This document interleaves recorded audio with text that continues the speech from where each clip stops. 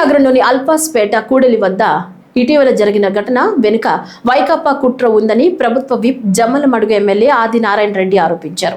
రాజకీయ లబ్ధి కోసం ఉద్దేశపూర్వకంగానే కొందరు రెచ్చగొట్టారన్నారు. గాలిదేవర ఆంజనేయ స్వామి ఆలయం వద్ద టీటీడీ పాలక మండలి సభ్యుడు భాను ప్రకాష్ రెడ్డితో కలిసి మంగళవారం విలేకరులతో మాట్లాడారు.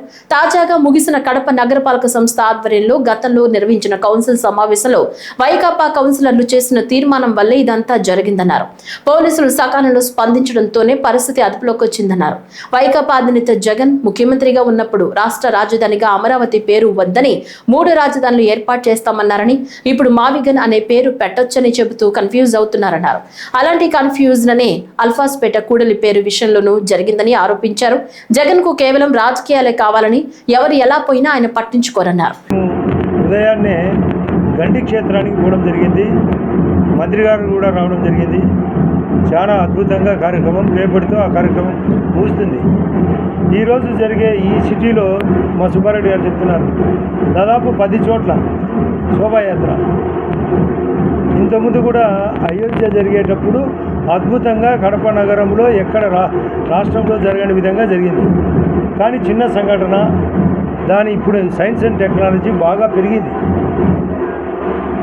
ఎడ్యుకేషన్ పెరిగింది, అంతరిక్షంలోకి పోయి అక్కడ జరిగే కార్యక్రమాలు కూడా తెలుసుకోండి. ఈ రోజుల్లో చిన్న చిన్న ఆలోచనలతో రెచ్చగొట్టేది మానుకోవాలి, ముఖ్యంగా వైఎస్ఆర్ పార్టీ వాళ్ళు.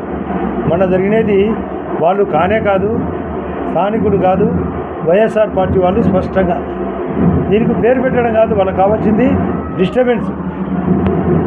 అమరావతిని ఒప్పుకునే జగన్మోహన్ రెడ్డి మళ్ళీ 3 రాజధానులని మళ్ళీ అమరావతి రీస్టార్ట్ చేస్తే మోడీ గారు దాన్ని ఒప్పుకోకుండా మావి గారు అంటే కన్ఫ్యూజ్ చేసేదానికి ప్రతి ఒక్క కార్యక్రమం చేస్తారు.